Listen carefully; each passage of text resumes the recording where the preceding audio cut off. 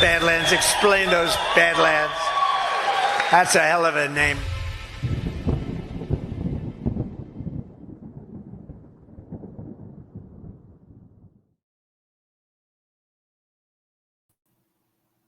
Greetings, good morning, everybody. Good afternoon and good evening, depending on where in this world you happen to live.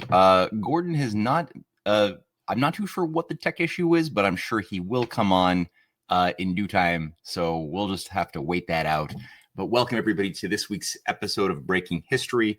We do have a few things to go through. Obviously, the world's been moving fast as we jumped right into 2026 on the gas to the pedal. So there has been an acceleration of events, starting, of course, with the arrest of Maduro, the exfiltration of Maduro, which I'll say a little thing about him. I was really hoping Gordon was going to come on so that I could ask him some questions about his take. And like I said, I'm banking on him still showing up.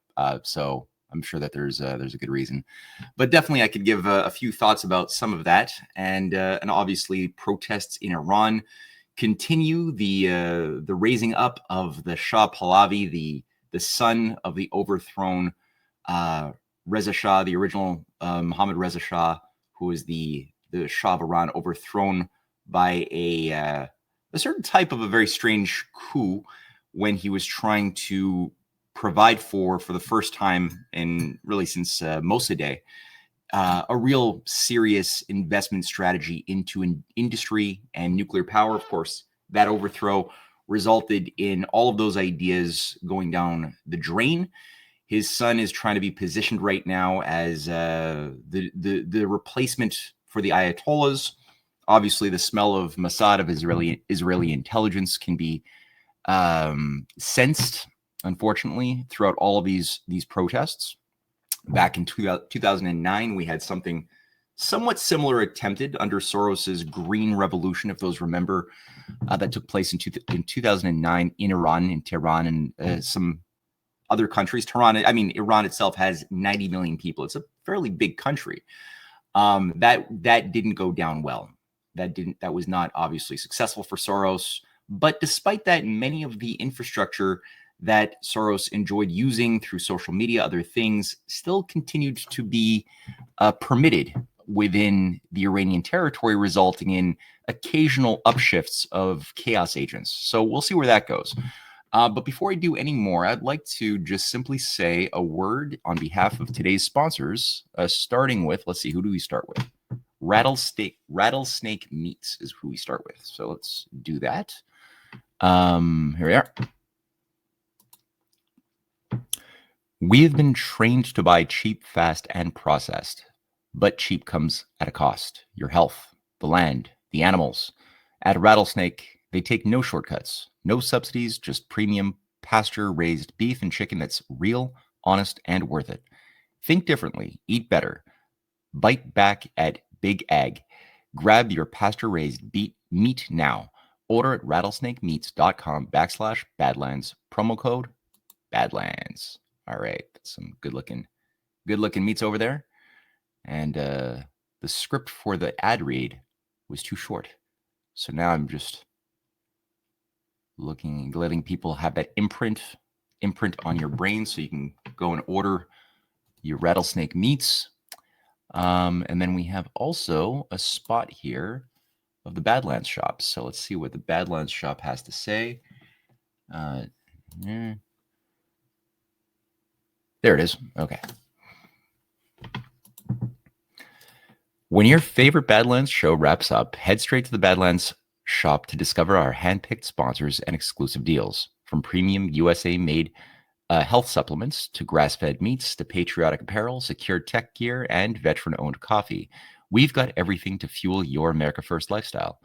Whether it's products spotlighted on the air or essentials for your daily grind, the Badlands shop makes it simple to shop smart and support the cause. For every dollar you spend is a bold statement for freedom, backing patriot entrepreneurs, family-run businesses, and creators who champion our shared values. You're not just grabbing great gear, you're powering the movement that keeps Badlands strong. Thanks for choosing businesses that stand with Badlands. Your support keeps the truth rolling. Dive in now at badlandsmedia.tv/shop or click shop from the main menu at badlandsmedia.tv. All right. So with that, let us commence.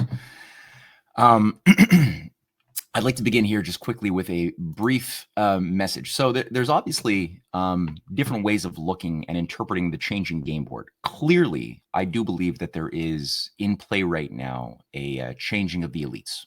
That is something that is underway. It's been planned for a while. I'm not sold on whether or not this is a positive thing, the way it's being done, and who specifically these particular elites are. As people know, I'm not necessarily sold on the full-blown Q program. So that's just one thing to hold in mind. The reason why I'm going to say a few things, but I'm open. I'm an open person. I do believe that America has a beautiful, great tradition that was based upon patriots who are brilliant, conspiring, thinking very long term, and flanking the spawn of hell animated and organized through such channels as the City of London, the British Empire, and its different expressions inside of the United States. People know that I've written a lot exposing the hand of the British Empire from 1776 in Clash of the Two Americas, Volume 1, the Unfinished Symphony, all the way up through to the present battles. So I do acknowledge that there is conspiracies for bad and for good. I do acknowledge that this empire with its fifth columnists inside of the United States has always been there since really we were told that the British Empire was defeated after the American Revolution. That's not true. That's a half truth. There was a defeat of the battle, but not the war. And we know that assets of the British Empire remained in very influential positions, setting up things like the Wall Street banking institutions. We do know that. This is a fact that people like Aaron Burr, who was writing letters to British foreign intelligence through the channel of Anthony Merry, the ambassador, the British ambassador to Washington, was devoting his services to the cause of the British Empire. And that same Aaron Burr, while he was vice president, was also actually, this was before he became vice president in 1799, was in charge of a certain plan that involved building water projects in New York. Now, did he do it? No, he created a certain Manhattan company that was he basically turned into the Bank of Manhattan. No significant water projects were built. He gave this company the authorization to provide lending, to speculate, to act like a bank, pretty much, and it did. And it became the hub of the entirety of Wall Street. Even J.P. Morgan, which was the product of many mergers, has this Bank of Manhattan within its operating system. Chase Manhattan, obviously, and this is 1799.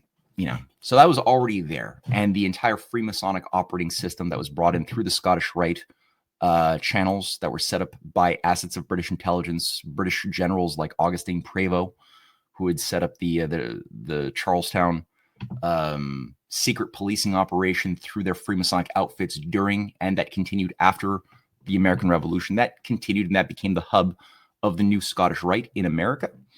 And we know that has been used pretty consistently to undermine many of the authentic patriot movements and conspiracies over the years. So that's a problem. So this whole thing that we're dealing with today, as far as the treacherous hub occupying intelligence, military intelligence, banking, academia, the think tank networks, is a highly centralized, very, very disgusting pus. I'm sincerely hoping that a move is being made, that this changing the elites involves real, genuine, patriotic, moral movements and individuals around Trump. But that being said, I'm not 100% sold, but I'm going to say a few things on that. And again, hopefully Gordon can come in so I can throw some questions at him. Gordon, of course, did a very good job in October of 2024, writing an article pointing out that the exfiltration of Maduro would be likely part of, in his assessment, a broader game plan to flush the narco-terrorists that have a significant influence, it seems, in Venezuela, and that similar things might be done in other countries of Latin America, where narco-mafia syndicates, crime syndicates have been baked in for quite some time. And in the case of Mexico, I think it's pretty well known that this is a very, very dangerous thing. It's very difficult for the political class to do much. And we know just by looking at the list of how many mayors have been assassinated, how many political figures have been assassinated by these narco-cartels in Mexico. It's a big list, and it is very difficult. So to conceptualize how that can be dealt with, if we're serious, it's hard to think about it from within those countries. The idea of maybe a foreign country like the United States coming in and collaborating with patriots in those countries would make sense. So that's entirely possible. But then there's always this thing. And for those who have not seen me bring this up, this is for you. A lot of people have seen me show this, but I think that this is worth holding in mind for no other reason than the fact that this is known as the Technate of America. And this is something which, again, was part of the plan, one of the desired solutions to the Great Depression. The program was put forth by the figure of Frank Scott, who was the head of the Technocracy Incorporated Party. And he was an individual who basically had the idea that, you know, the world was too corrupt to tolerate elected governments and, you know, the conventional forms of immoral capitalism, which only thinks about making a buck and doesn't think about the future and broader planning. I guess, you know, legitimate criticisms, especially in a terrible time like the Great Depression, which saw Americans starving on the streets, Canadians starving on the streets, supply chains had broken down. It was a mess. 25% of the population was unemployed. So this was put forth as a solution. But what is this? So the idea was that in overthrowing the obsolete national governments, you would be able to then recreate society around the idea of a centralized technate of the Americas, and that would coexist with other technates in the world. And the idea would be that you would have a supranational class of elites of scientific engineers managing the flows of consumption production of the goods of society, of the energy of society, and that new credits would be introduced that would replace the conventional dollar, and that everybody would be allocated a certain quota of these credits, and that these credits would be tied to the energy inputs and requirements of each adult individual. And, you know, I think retirees or children who are not in the workforce would have a certain mathematical consideration based upon how much energy they'd put in or invest, you know, had exercised in the course of their working life as retirees. That would then benefit how many credits they could enjoy after they were retired until those petered out. And for, you know, younger people as well, I think the idea was that, well, there's going to be an investment into the kids. So there would be a mathematical consideration of how many credits the kids should receive as well as part of the family household. So some elements of here do make some sense, but the problem here was that the managers of this institution did believe in a very cybernetics, mechanized view of human nature as being basically a robot, and that part of their manual involved the need for ultimate obedience to certain limits. Like, for example, peak oil. The founder of peak oil, Marvin King Hubbard, was one of the leading authors of the technocracy program. Peak oil, by the way, being garbage. It's a fake theory. There's no such thing as peak oil. It's not. There's no such thing as fossil fuels. Even that's a Rockefeller operation. For those who don't know, oil is something that is abiogenic. It is provably being generated from within processes inside of the earth. It is not something which occurs through millions of years of organic life simply becoming oil through pressure. That doesn't happen. So the founder of that peak oil theory, though, however, was part of this technocracy and crowd. The other thing here is that it does involve like the jurisdictions of Greenland, Venezuela, Nicaragua, Panama, Mexico, clearly Canada, a big chunk of Colombia up there in the north. And it's something just to hold in mind. Because I mean, the question is that really animating? That didn't happen in the 30s when it was first being proposed. Elon Musk's grandfather, Joshua Haldeman, was the head of the Technocracy Incorporated Party of Canada for several years until he was arrested because he was fascist. It didn't happen though. So did it go away, or is this in any way coloring the strategies of what's been gamed out today? That's the question I have in my mind. I do know that as it stands currently, we do have certain discussions, which again may be good, perhaps, but I don't know that, maybe part of this broader plan. It does seem that Maduro was witting. I'm open to the possibility, looking at him smiling, being in very good spirits, even when he's after he's been arrested. It's not the sort of attitude one would necessarily expect from, let's say, Noriega, or somebody who was unwillingly kidnapped from their country as a head of state and then brought to face criminal charges in another country. So is it possible that there is some kayfabe going on? It's possible. I'm curious to see what happens next. It doesn't seem as though that certainly there was collusion. We know that the man pads, the anti-aircraft weapon systems that Venezuela does have were not used. We know that Darcy, what's her name? The new president, Delcy Rodriguez, has spoken quite harshly against U.S. imperialism and called for the Venezuelans to stand up and defend their country. She's demanded the release of Maduro, but at the same time, Trump has also endorsed her as well. So it is very possible. And we also know that there was no death, except for the deaths that did occur during the exfiltration process, where 9 Apache helicopters were brought in again. And only Maduro's security guards were killed. The security guards, however, were not even Venezuelan. They were Cuban. They were offered to Maduro to keep him safe from Cuba. So there was no actual Venezuelans killed per se. There wasn't too much vital infrastructure. There was, unfortunately, a warehouse of medical equipment, specifically for kidney dialysis patients. That was blown up. That wasn't good. But it doesn't seem like people are going to die necessarily, because Brazil and Colombia are sending massive shipments of medical equipment to meet those supplies and the needs of the kidney dialysis patients in Venezuela. So far, so good there.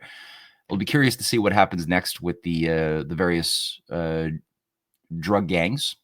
And also, the question is that going to also be replicated in other countries? We know that there's been certain messaging that's been put out from the figures of people like Lindsey Graham, from there's actually one that I just watched a few minutes ago before the show began, of Senator Rick Scott, saying the following. So proud of what the president did, and Marco Rubio and Pete Hegseth and everybody, our military, Maria Corina Machado, and what they did in Venezuela is going to change Latin America. This is the start of changing Venezuela. Then we're going to fix Cuba. Nicaragua will get fixed. Next year we'll get a new president in Colombia. The democracy is coming back to this hemisphere.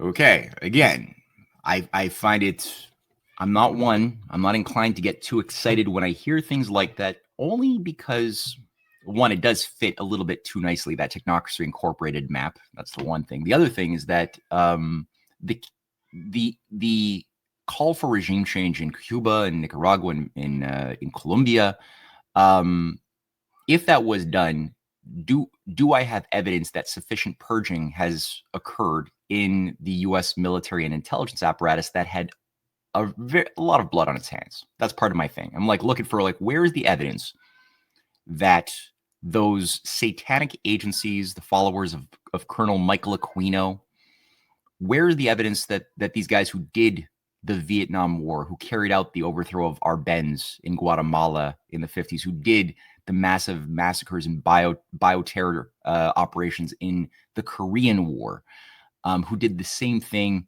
with weaponized anthrax and other things in the course of the Vietnam War, who used all of the unreconstructed Japanese fascists around Hiro Ishii and his entire war crimes department that was brought in to set up Fort Detrick in Maryland, to set up the U.S. bioweapons terror program. Where is the evidence that all of this, that any of that was dealt with? That's where my problem comes in, because I don't necessarily see those agencies of the U.S. Special Forces that did Desert Storm, that carried out these crusading wars in the Middle East post 9/11, who did 9/11, or whether it's Iraq, whether it's Afghanistan, or those who lit Libya on fire through color revolutions, for example. I haven't seen evidence that they got necessarily purged in any way that would satisfy me. And I do see, unfortunately, a little bit too much evidence that people like Pahlavi, You planning to go back? As I mentioned, the son of the former Shah, who's done his little thing on the Wailing Wall and is clearly an asset of Anglo-Israeli intelligence, has been marketed to both the Iranian protesters as well as Western expats and a Western audience on things like Fox News. But across the board, he's being marketed as the new purveyor of democracy. And the idea of going in through democracy, nation building language in order to save countries from themselves, that never works that well. So here's just a little word from Pahlavi on Fox News this week. You planning to go back to Iran? You have not been there in many, many years. It was 1979 when the Ayatollah came back. He was in exile in France at the time. Do you plan on going back? Do you plan on having free elections? Have you thought about it? Sean, at the call of my compatriots, I've stepped forward to lead this transition from this tyranny to a future democracy. My role is to help my compatriots achieve that goal, to bring about a peaceful end by means of a national referendum and a constitutional assembly. I'm impartial as to what the ultimate result will be, so long as it's a secular democracy. I've trained all my life to serve my nation. I'm there to serve and help them achieve that goal. And I'm more than ever ready to step in Iran as soon as the situation warrants itself. And I'll be there with my compatriots to lead the ultimate battle. Reza Pahlavi, thank you so much for being with us, and I pray for freedom for the people of Iran. We're not at war with them. You planning to go? Yeah. Kind of gross. Kind of a gross thing.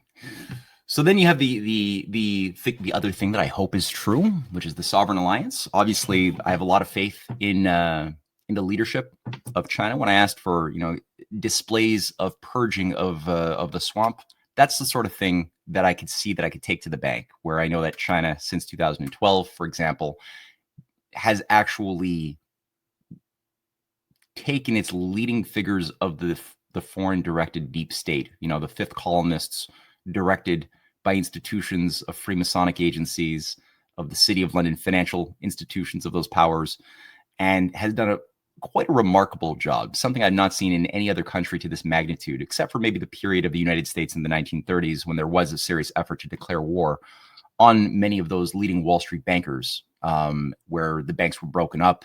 Their debts were not satisfied by bailouts as they had been during the Great Depression under the figure of President Hoover.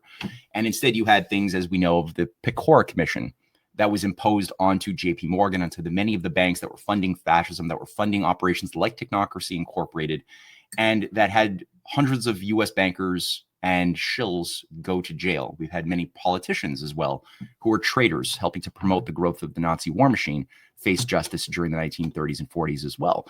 Prescott Bush just being one of those figures who became a senator and had two kids become disastrous presidents, who made a fortune funding Hitler and who faced legal ramifications because he was trading with the enemy during his time as a director of Union Banking Corporation in 1942.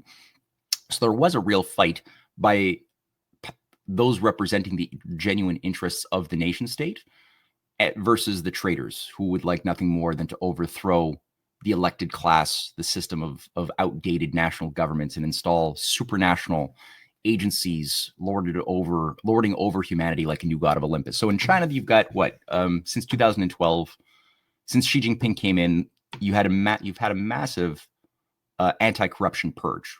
So something like, at this point, 5.3 million Chinese party officials have faced serious crimes. And I mean, when you look at the jail time that's been given to many of these assets of the West, including former justice ministers, two former ministers of state security, basically the heads of the Chinese CIA, have been taken down and given life sentences. The former head of the Bank of China was given a life sentence. I think he was actually given the death penalty, in fact, for being a foreign asset, undermining the well-being and security of China. So you've got a massive purge going on against this rotting fifth column thing. In Russia, it's been less. There's still a present, observable fight that involved certain oligarchs, major oligarchs who were built up in the 1990s, go to jail under Putin. Other ones who didn't want to go to jail had to flee to avoid jail, to escape, to go to things like Britain or the USA and work to destroy Russia from the outside. Other oligarchs chose to play ball. Same thing in China, right? Many that didn't go to jail have escaped through places like, Hong Kong, even though China has increasingly gotten more control over Hong Kong in recent years since the attempted coup d'etat, the color revolution in 2019. China was able to clamp down, avoid a breakaway as was being threatened. And despite that, many of those used Hong Kong as an exit point. Macau, they made it to Taiwan, and then from there onward to England, to Australia, to Canada, to New York. So there has been a certain the worst elements of that oligarchical class have escaped. Some of them have escaped, at least, and have continued to act as Western agents of chaos and influence, acting like representatives who mean well for China to a Western audience. People like, for example, I'm thinking here of Miles Guo, who's somebody who is directly working with and is bankrolled by the J.P. Morgan Harris, Connie Morgan, and who has come out trying to organize a foreign government in exile to prepare for an eventual overthrow of Xi Jinping and a restoration of the pro-democracy movements. We see the same thing, the same language in Taiwan, of these pro-democracy lovers of freedom who just want liberty. And that usually tends to involve also requiring collaboration with the CIA and U.S. military-industrial complex. Taiwan just received a massive, I think it's $100 billion weapons deal as a very provocative maneuver, which China responded to by carrying out a war game, pretty much threatening to do what Russia has also been forced to deal with, which is try to recapture a country that was once a part of Russia. In this case, it's Ukraine, or at least the part of Ukraine which is majority Russian-speaking, Russian identities, in the Donbass, Crimea, because they don't want a repeat of what Russia is dealing with now. And we know that Taiwan, as well as Japan, have a massive enmeshment and direction. I mean, there's Green Berets on the ground that have been there for some time in Taiwan, directing and training their soldiers to be disposable tools, pawns in an upcoming war. We know that Japan also has 56,000 U.S. troops stationed in Japan. They've been there since we bombed them to the Stone Age back in World War II. We never left. Same thing for South Korea. So these are disposable assets. The Philippines is another one, which are disposable assets. The U.S. carried out a regime change, after all, of the Philippines back in 1986 against Marcos, Ferdinand Marcos, who was a nationalist. He was he was a bit of an authoritarian, but he was a nationalist doing war against these major City of London institutions, these Wall Street and World Bank institutions, and he was trying to recapture the control of credit for the benefit of the development of his own people, and that was not that could not be tolerated. Same thing was happening for other leaders. We know the president of Pakistan around the same time also was ousted by Henry Kissinger. So, we had this overthrow of the Philippines. Since then, Philippines has largely been a U.S. asset, a colony, as it had been originally when the U.S. did a massive war on the Philippines as a proxy for its war against the Spanish Empire over a century ago. And the civilian murder that occurred, you could see the photographs of that. It's terrible to see what was done by you in the name of the USA to the civilian population of the Philippines is atrocious. It was matched only by what the British had done in the Boer War against the Boers, the Zulus, and again in the Vietnam War, where again you had things like Operation Phoenix, the My Lai massacre that took place, again overseen by many of these top-level Green Berets around Colonel Michael Aquino, around figures like Colonel John Alexander, who are still very big players. Aquino apparently died in 2019, but even that, I don't even know. He was 72. And on the one hand, you have his Wikipedia page that was saying for 2 seconds that he died after a long, severe illness. And then other stories came out that he committed suicide. Who knows? Did he really die? I don't know. Presuming that he did, his assets are still in play. I know that Paul Vallely, who co-wrote Mind Wars, people probably have heard of the From PsyOps to Mind Wars program that would shape the revolution in military affairs, and things like the film Men Who Stare at Goats by John Ronson goes through what was done under the guiding light of people like Colonel Stubblebean. John Alexander plays a role in this, who are bringing in the Michael Aquino program for training the new guard of the U.S. military that would be taught through studies of the Stargate project that had been carrying out remote viewing operations and basically trauma-based mind control of civilians, especially kids were involved in this throughout the 1970s. This continued through the 80s. And a lot of this was overseen by a bunch of Satanists. You know, I clearly Michael Aquino is one, but you have other ones too that involved a direct access to Anton LaVey, as well as, again, anybody carrying out the mass murder campaign, torture campaign of Operation Phoenix in Vietnam. I'm sorry, it's pretty satanic. And a lot of these individuals were doing that. They were then applying it. And when they were applying it, then you created literally a brainwashing of a whole generation of soldiers that went on to become the new weapons used to create parallel governments under Iran-Contra. People like John Poindexter, who went to jail, but still then was rehabilitated and was given more authority than he ever enjoyed before during Iran-Contra after 9/11. So you had a lot of these things. It wasn't just Ollie North. It was many others that were incubated around the protection of Prescott Bush's son, George Bush Sr., who at the time was vice president, protecting this entire apparatus, who brought back in the figures around Donald Rumsfeld, Dick Cheney, Wolfowitz, which finally took the stage in a big way after Clinton. I mean, I would say that they were still playing and setting the stage for their takeover while Clinton was in play. Clinton was controlled by many of the same assets or many of the same handlers, but with a different flavor of liberal imperialism. You know, we had things like the bombing of Yugoslavia illegally under Clinton. We had many bad things set up. Even Democrats like Biden were putting forth what became the Patriot Act back in 1994. That was the Biden, Jake Sullivan, or Bruce Reed, Biden, Rhodes Scholar, omnibus crime bill in the face of the first 9/11 attack of 1993. So that was already the language used. The entire bill became the Patriot Act because it was not successful when it was first attempted. And people were a little bit too unwilling to allow for a mass surveillance dragnet under some dystopic Orwellian system of controls back in the 90s. Though by the time 9/11 happened, people went crazy, as we all know. We all felt it, experienced it, and we all of a sudden allowed for things we never would have allowed in saner, stable times, like mass, again, Patriot Act surveillance that's been renewed every single year to year for the past 25 years. Rule by emergency decrees has been another thing which has been very normalized over the last 25 years, beginning with 9/11.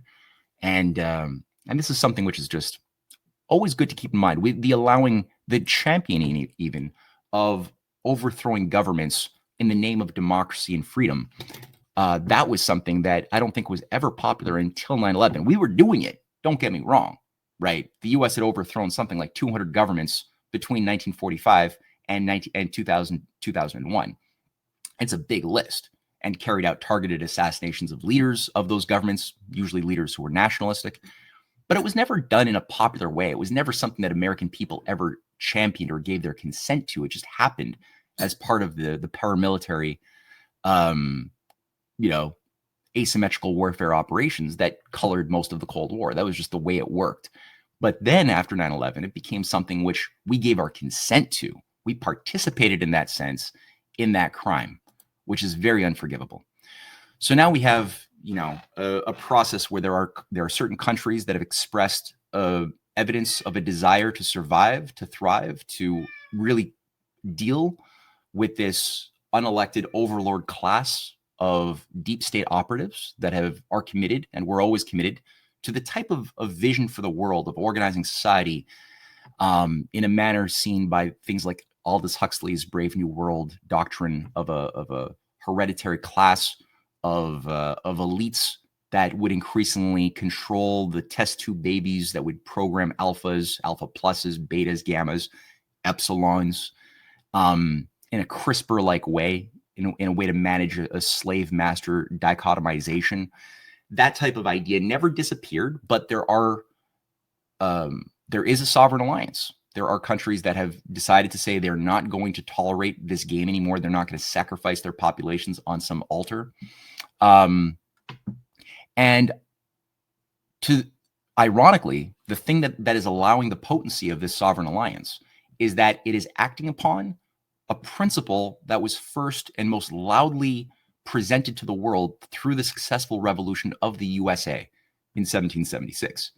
And again, for people who have followed our show, who have read my books, watched documentaries, they know that every great American leader who died while in office, and I would also add Alexander Hamilton, the enemy of Aaron Burr, who Burr killed before killing Hamilton's banks, his institutions, through his proxies, was also, I would say, presidential material, despite having ended his having had his life ended for him far too soon. But all of those leaders were all invoking, in their own way, this principle of constitutional banking and a strategic vision for win-win cooperation, that we all are human. And as John Quincy Adams had said, that we have to focus on creating a community of principle. And that means that you're recognizing the common attributes of everybody's need to live a productive life, despite being in different countries, having different skin colors, different religions, different languages, different cultural dynamics. Despite all of that, we all are human and we're all made in the image of God. And as such, we have to make our diplomatic arrangements with other countries accordingly. We have to make our own domestic decisions based upon a consideration of the well-being of the unborn grandkids and great-great-great-grandkids that we don't even have yet. We have to make our decisions like that accordingly. And as such, John Quincy Adams was a major advocate, not just of the Monroe Doctrine, which had a very specific character to his idea of the Monroe Doctrine. And again, it was premised on, as he says, going not out to chase monsters to destroy. It was based on a rejection that America would go and carry out a crusader-like ethic, that would always result in whatever nation was foolish enough to do that into becoming a new Roman Empire, which was never, that was recognized as a bad idea. This better tradition of America recognizes its roots in the principles, the aspirations of the Roman Republic before the Roman Republic slid into corruption and became an empire. And I think that's what that's what always has made America viable, is the principles of the healthy republican ideals of the Roman Republic, despite its flaws, because the idea was that America was going to correct those flaws that were present in the Republic, and which allowed it to fall under the sway of high-level mystery cults, satanic forces around things like the cults of Mithra, the cults of Isis and Attis, and Marduk, which manifested itself in a way under Apollo in Greece, and around certain other deities, pagan deities, in its Roman Jupiter incarnation. So we're in a situation where I think we have this tradition where the sovereign alliance, represented by China, by Russia, by other allied nations who have chosen to say no to the depopulation agenda, to the restoration of a new global high priesthood. Iran has, I think, played a pretty decent role. Up until recently, I thought Venezuela was a little bit more solid on this point, but again, maybe there is some collusion in play right now, which does involve a hoped for kayfabe, where the nasty apples are being purged as we speak. Maybe, I hope so. We'll see.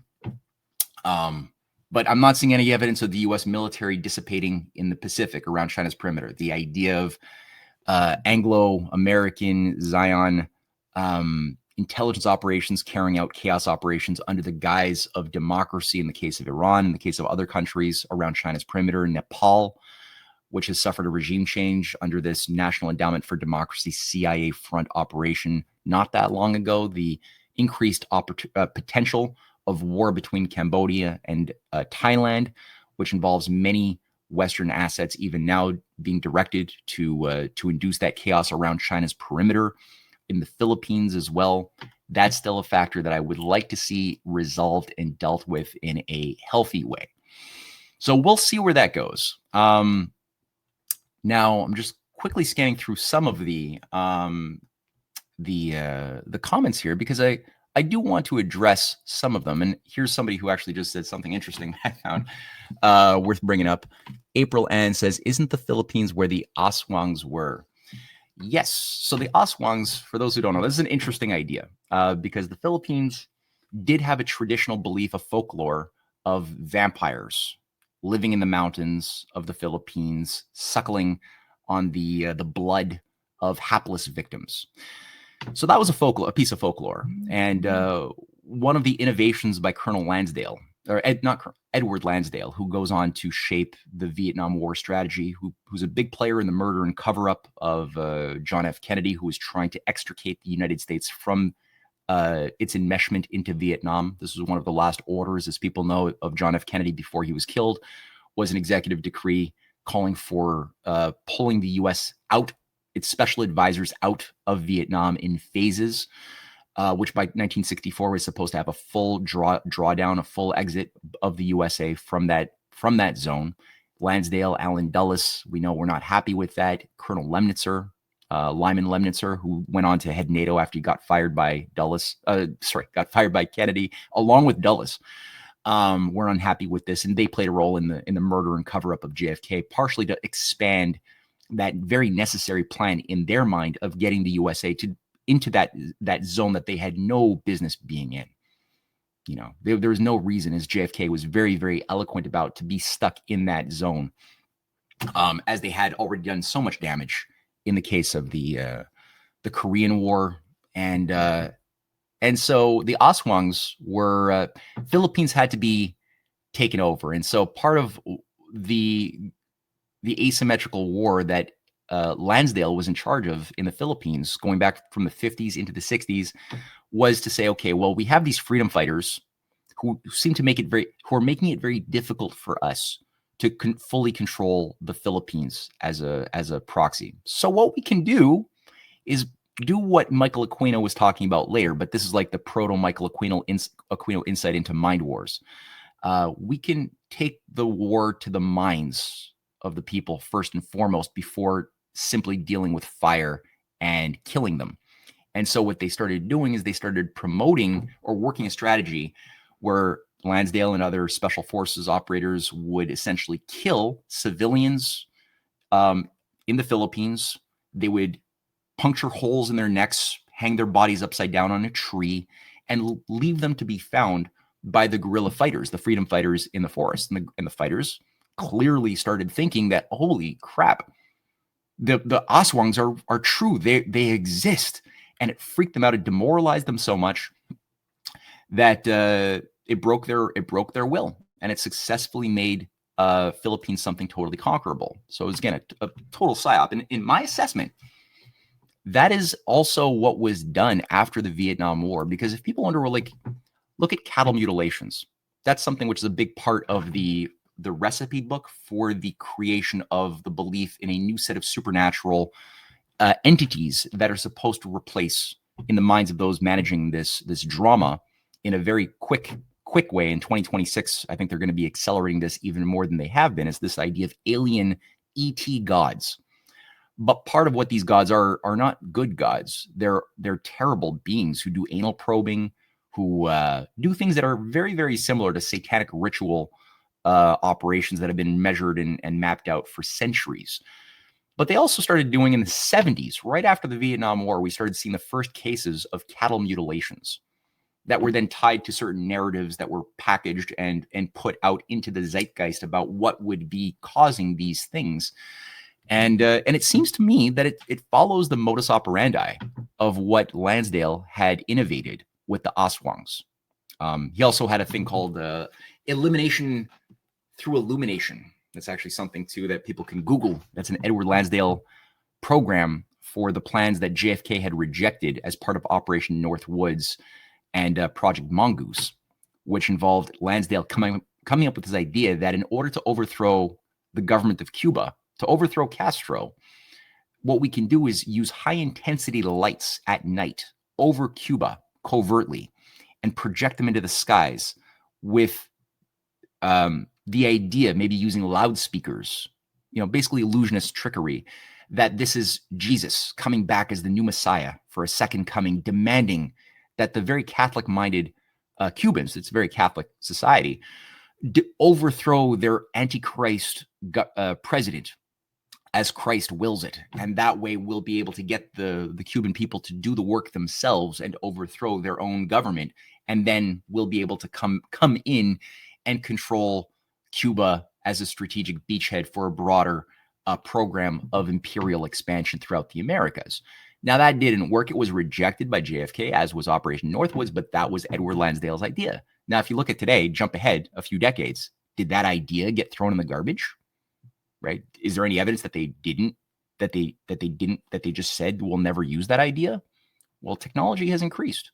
Holographic technology has also increased. Serge Monat, a Quebec investigative reporter, had, I think, done the first most pioneering research into the utilization of advanced holographic tech that could then project into the skies at night or at day imagery, whether it's of Jesus coming back on a cross, demanding people do things, or UFOs, right, coming in various shapes and colors in different cities around the world. These are all things that I think have been baked in. So we could probably expect more of that sort of thing. I think the ghost of Colonel Alexander, though his body is dead, I think that his sick ideas have not been resolved. So that is something. What do you got here? Marduk is Sumerian, so did not come out of Rome, nor modeled after Apollo. No, Marduk is a Babylonian solar deity who was the model for the later Apollo in his Greek incarnation that came after the Marduk proto-Apollo.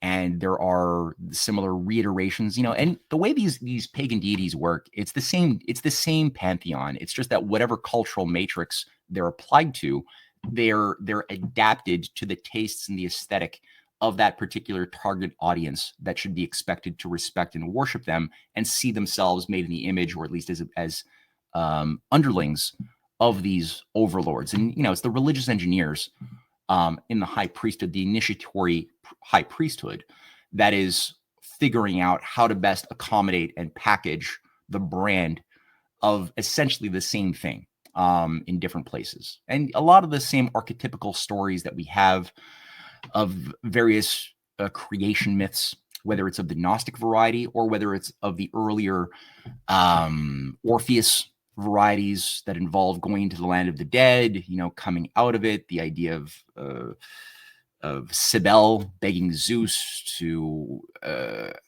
bring Attis back from the dead in Hades, are all created as archetypical. There's versions in Egypt, in Osiris getting killed by Horus and having everything but his penis, brought back together by Isis, who is trying to recreate him, have him reborn, which does play a role in the formation of the Christmas tree mythos, as it was adapted into the Greek system by the Cybele Attis cult, which involved Attis being represented by the rebirth of a tree that we put gifts to.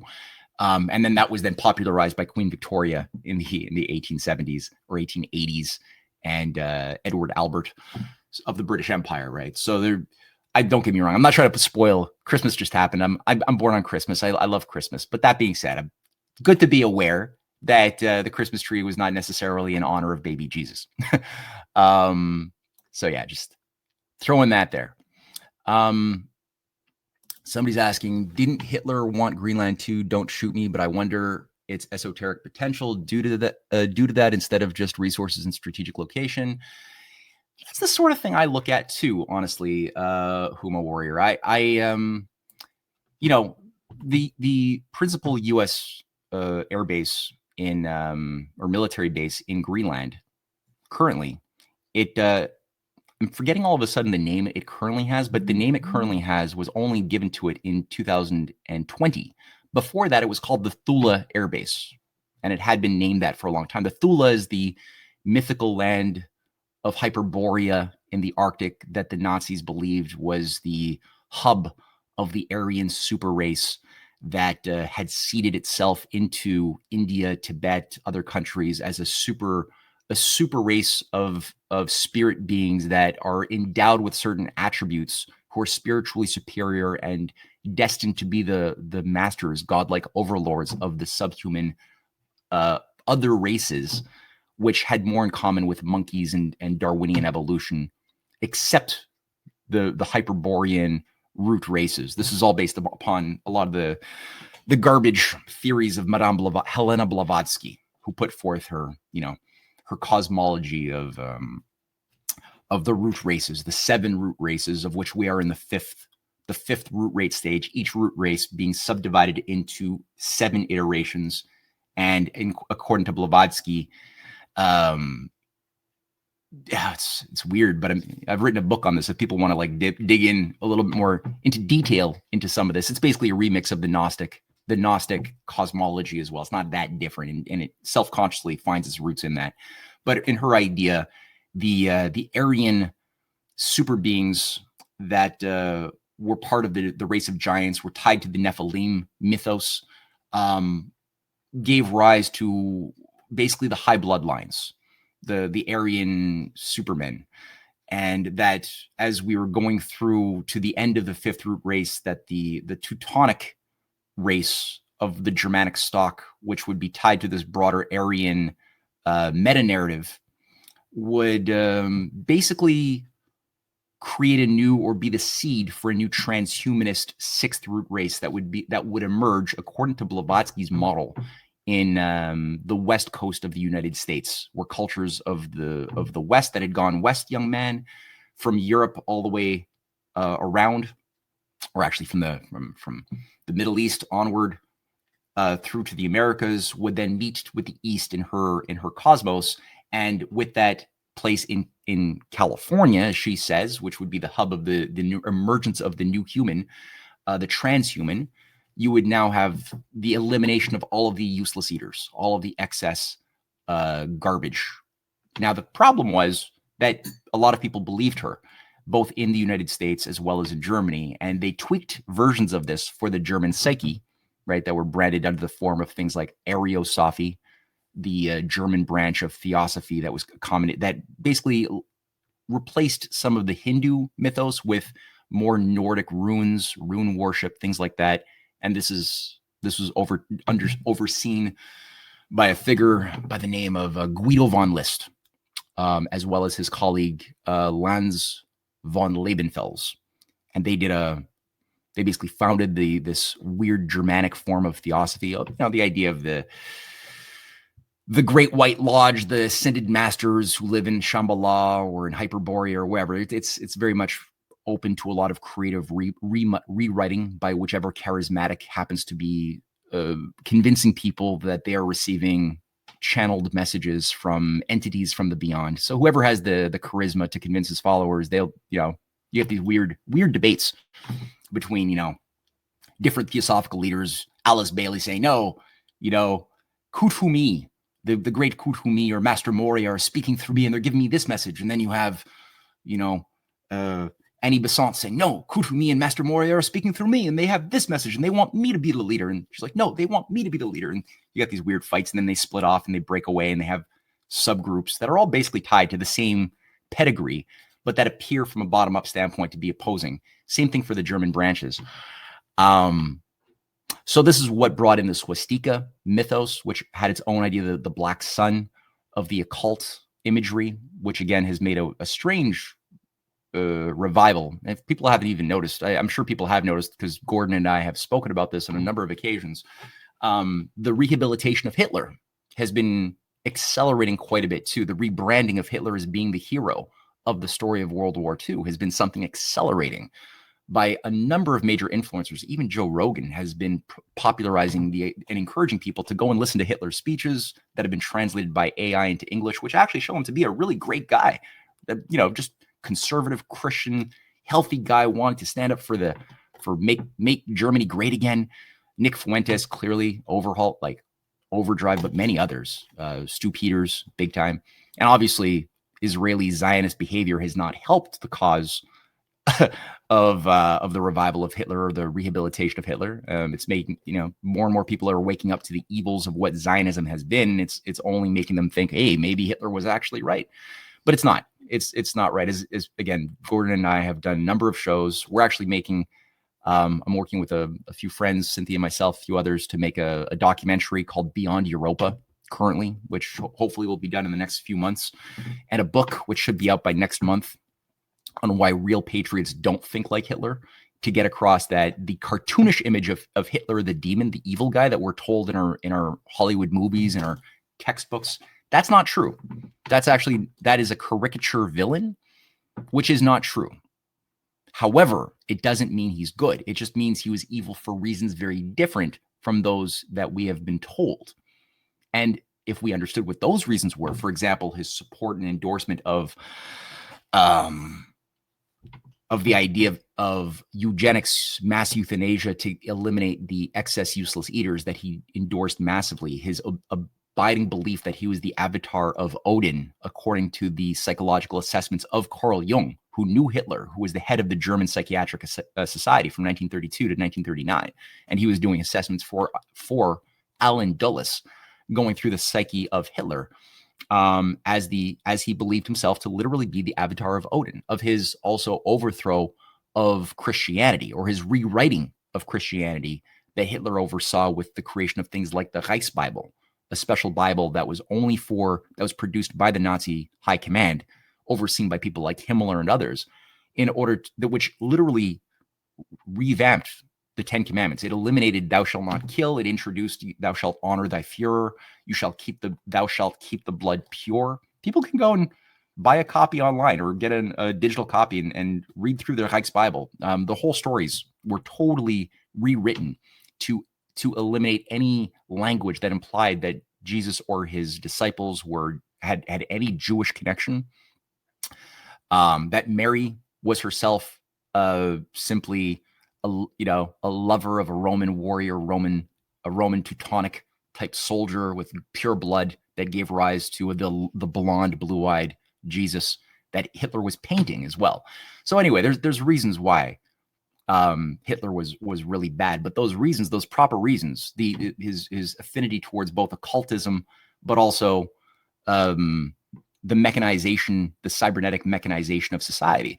These are things that we would see much more if we knew that. We would see the parallels in our current society much more clearly and recognize where fascism, what it actually looks like in the current world that we live in. Because sometimes it's easier to look at history because we're separated from it as being not part of anything influencing us. But when you have this type of approach that I'm trying to get across, of evaluating history and its causes, you could start making much more sense that we are living in the same continuum of history with a battle of toxic versus good ideas that was never properly resolved. These toxic ideas were never properly resolved. So that's always something that I just try to reemphasize that.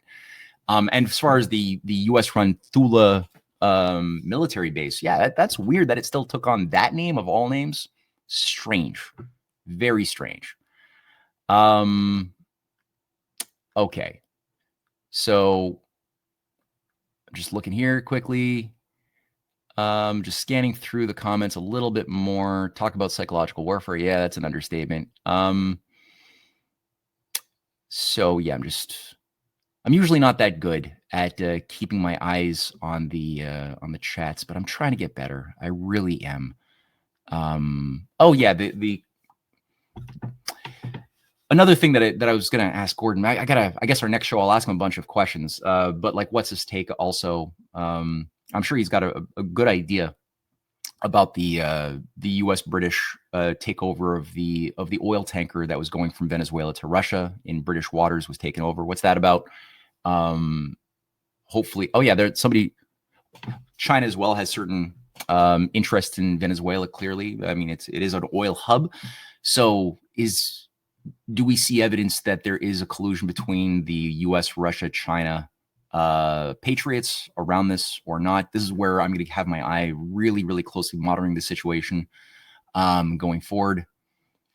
Now we have here, somebody just said it's the name of the Thule base became, oh, that's it here.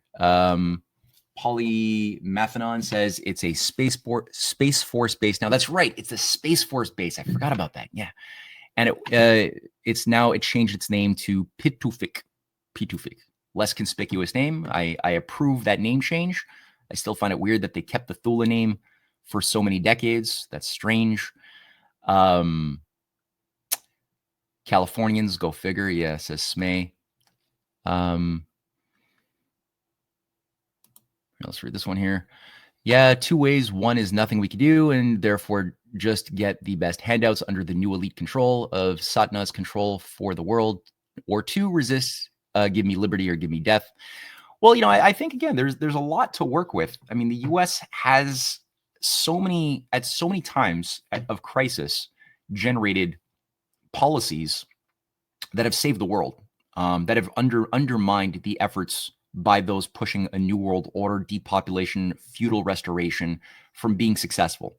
And again, that's largely why I wrote my 4-volume book series, was to make it explicit in people's minds how the U.S. at its best has been able to subvert the efforts to bring back a global feudal high priesthood system of a depopulated, superstitious, corrupted class of slaves. So that's this history that has been totally erased from our collective memory, that people can expose. They can access it, they can investigate it, but they have to do it with a bit more heavy lifting, because it requires going outside of a lot of the conventional documentaries, the conventional narratives that control our school systems and what have you.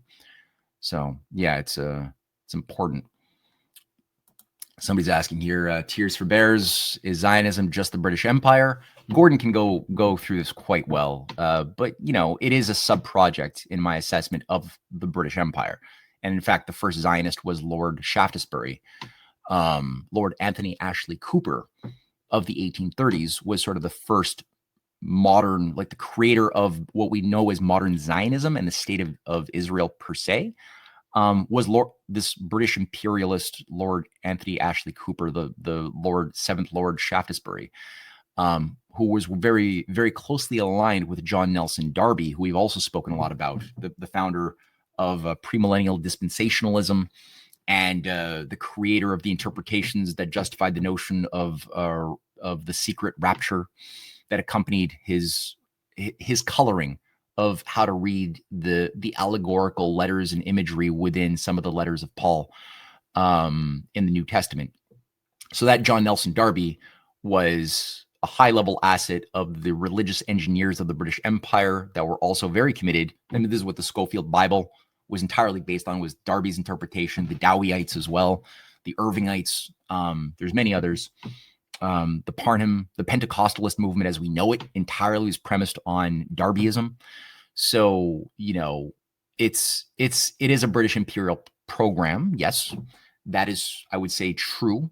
And including a lot of the founders of the Balfour Accords, Lord Balfour just being one, Lloyd George, Leo Amory, were a variety of anti-Semites who despised the Jewish people, but they did so much to create a Jewish state. So you're like, why would they put all of that effort into this? What's going on?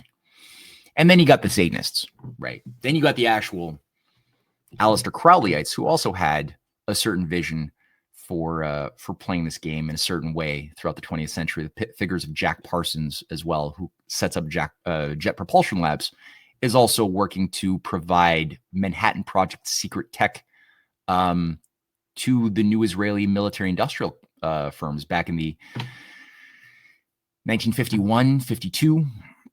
This is what Jack Parsons was caught red-handed doing. And Jack Parsons had planned to live out his days overseeing the Israeli nuclear weapons program before his so-called accident in his homemade lab that resulted in his early death in 1952.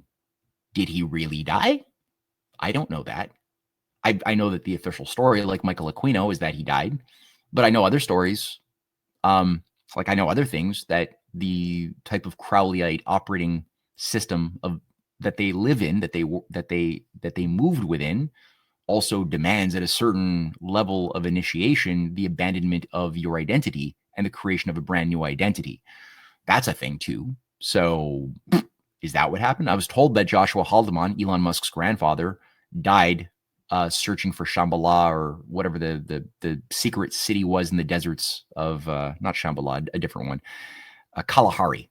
I think it's the Kalahari. In the deserts of Africa, and disappeared. And we're told that he died. No body, no proper autopsy. Did he die? I don't know.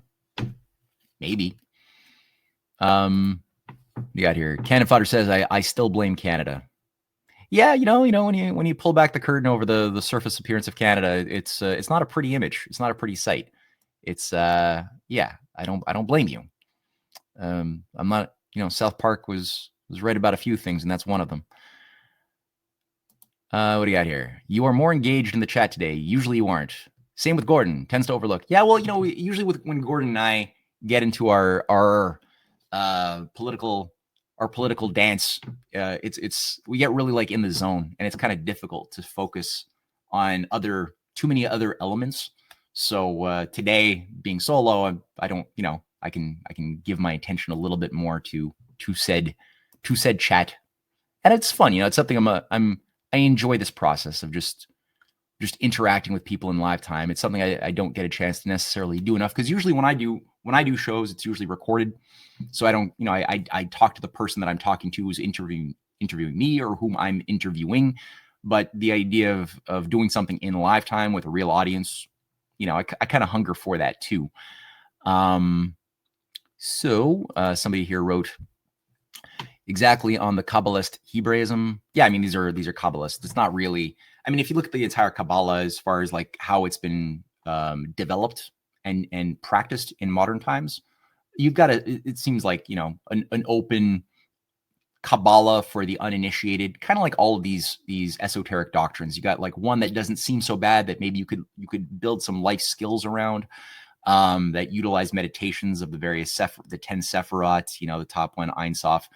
And you could, become a better person. You could build useful skills, but then like all of these things, you have what goes with it is always this esoteric Kabbalah, this thing that allows for an interpretation that's a lot darker for those initiated into the secret doctrines, who have a special relationship to the Zohar, and know how to truly read the messaging and symbolism in the Zohar as a guide to the deeper, darker, like what is the tree of death? If there's a tree of life, is there a tree of death?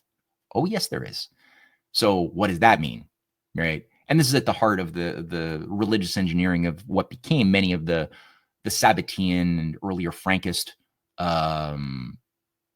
like the perversions of Judaism in their teachings that involved sacred sins as being part of the prayer to God to invoke the coming of the Messiah, was the act of sinning in some weird moral metaphysical backflips where breaking taboos became the way to create a space, a vacuum of immorality that the good God would need to fill, as a vacuum cannot be tolerated by the universe for long and always demands to be filled by, something. So they thought that they were accelerating the appearance of the Messiah by doing their weird satanic rituals, which is, again, there's versions of this that we see in the Christian clothing and Muslim clothing as well. But it's or even in the Hindu clothing too, under the worshippers of Kali. Some of this was popularized by Indiana Jones, but it's real. Like even today, there's like, last time I checked, about 60,000 children are sacrificed to Kali every year in India today. So it's like, what's up with that? But you'll find that there are similar archetypical beliefs, cosmologies, stories, moralities that are conveyed across the board with all of these esoteric mystery cults. It's pervasive.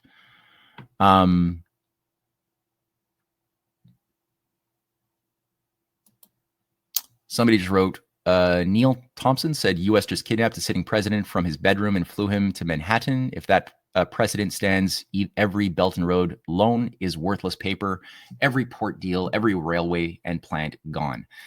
I mean, it's a concern that I have too, right? Like, China has a massive amount of investment in building infrastructure across Latin America, especially. I mean, the Peru to through Bolivia to Brazil railway is incredible. I mean, the jobs, the improvements of living standards, the ports that they've invested in to build, to create prosperity and to create real employment. We could have done that for decades. Those of us here in the West who represent or are represented by the World Bank, the IMF, but we did none of that.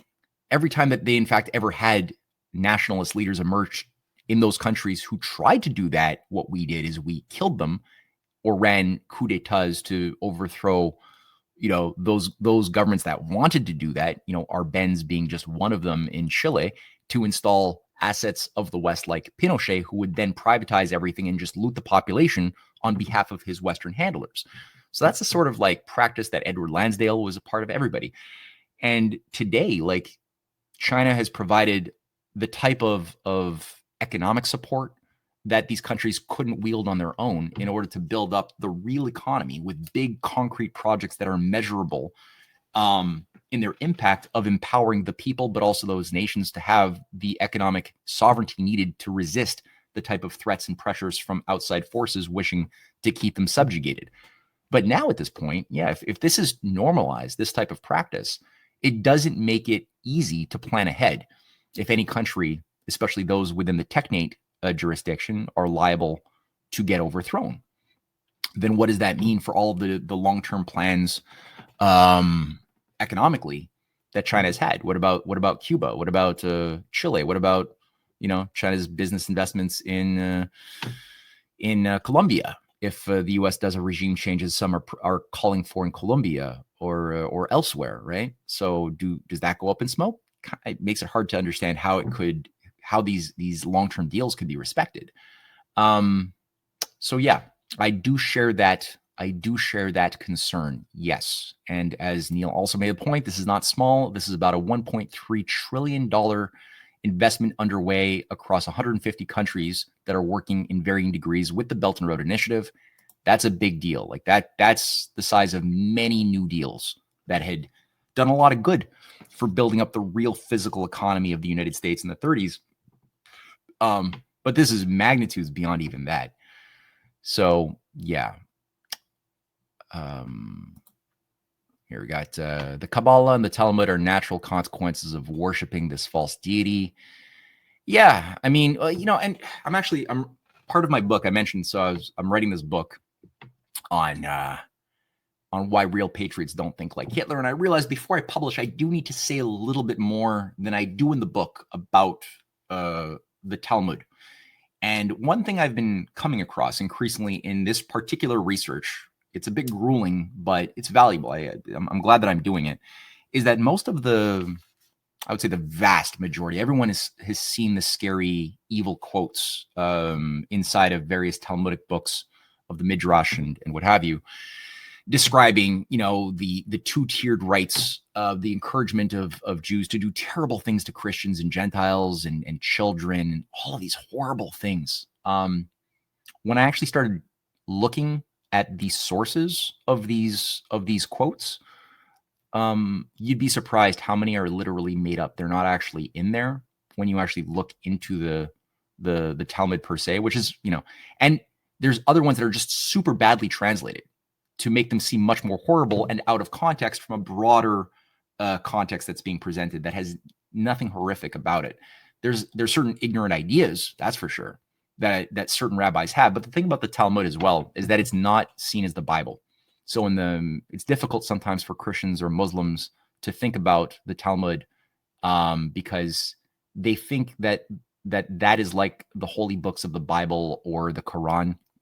And it's not actually that at all. The only holy book that's seen as divinely inspired by Jews is the Torah. The Talmud is recognized as being a compilation of opinions of rabbis that are debating things pertaining to the interpretation of the legalese and things within the Torah, the Pentateuch.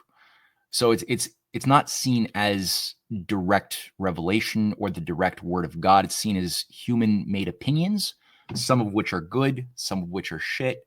And within a lot of the rabbinic schools, there's an encouragement to try to refute. Can you come up with arguments why various things are distasteful that you could refute with a better argument? So that's part of the tradition within the, I would say like healthy Judaism, which is dominant. It's not treated as the word of God that mandates things be done. There is that. Does that mean that there aren't really bad things that were said by ignorant, possibly even in some case, evilly bad intended rabbis who were authoring different letters and and things that were selected to be put into the Talmud. No, that's also true too. But most of what you're seeing, I would say like 95% of the quotes floating around that are just simply untrue. I'm going to write a thing on that. I might have it published on Badlands and then have a version of it for my book. So just to keep that in mind. The Kabbalah as well. Like, yeah, the idea of a secret teaching, right? Like as soon as you have the oral Torah as permitted, this Torah that could only be spoken and passed down from Moses to his favorites through Aaron and what have you, you're in trouble. You're in trouble. It creates a space for a lot of make-believe, and who's ever in a power position can literally just make up and insert their own truths that they want in their own religious engineering. And at that point, so many Trojan horses and toxic ideas can be infused into the mix that generates atrocities like the Frankists or the Sabbateans or what have you. The same thing happened with the Gnostics too, though, right? Which is all premised on the idea of the secret teachings of Jesus, that there's the oral teachings of Jesus that he gave to his favorites, his lover, Mary Magdalene, and his other lover, John, his favorites. And then there's the public teachings that are written down that, stupid people who are uninitiated can read those moral lessons of the Gospels and the letters of Paul and stuff. That's for stupid people. The secret teaching is really where it's at, says Madame Blavatsky. Yeah. So I'm just going to scan a little bit more. Although, yeah, I guess we're getting up in time here. Hey, somebody said, I'm good at this format. Karina says, I'm good at this format. Keep it up. Okay, Karina, I'll try. It's fun. It's fun. I just wish that I could actually read a lot of these. I'm just scanning and I'm not fully reading everything before I put it on stage. So it's a bit of a risk sometimes, I suppose. Like here's something here by, who's this person? Wolf Barney says, yes, when you know, and it's astonishing that what you believed all your life is actually the opposite. Yeah, that's part of the growth process, right? Growth pains. It's not, that's unfortunate, but it's part of it comes with the territory of being human, right? All right. Well, I guess what I should probably do is wrap it up. But let me quickly go because I don't actually see if there's any donations. I don't actually get to see. That's the weird thing here, is that under StreamYard, where I'm speaking to all of you, you're watching on Rumble or X. I get to see I get to see comments, but if somebody makes a donation of something, I don't get to see that. I would have to literally go to Rumble. So if anybody did do a monetary donation for today's show, I apologize that I didn't read your comment. I literally just didn't see it, if that did happen. And yeah, so I guess I'll leave it at that. I mean, I've given people a lot to chew on. It's the sort of first official show of the new year. I'm sure Gordon will be back in action. He does a lot of shows for Badlands, though. So I'm sure we'll be back in action next week, and we'll continue our usual program as a dialectic. And I'm looking forward to that. So until then, thank you, everybody, for joining me today.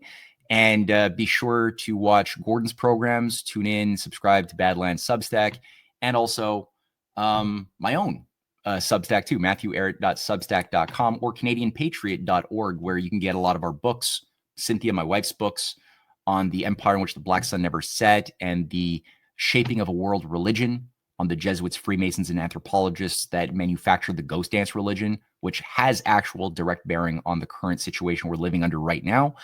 All of that stuff is on our websites, so check that stuff out, and we'll see you for the next show. Take care. Thank you so much for joining us, and don't forget to hit the thumbs up on this video. And a special thank you to all of our advertising partners. Please remember to shift your dollars to support those businesses that support Badlands Media.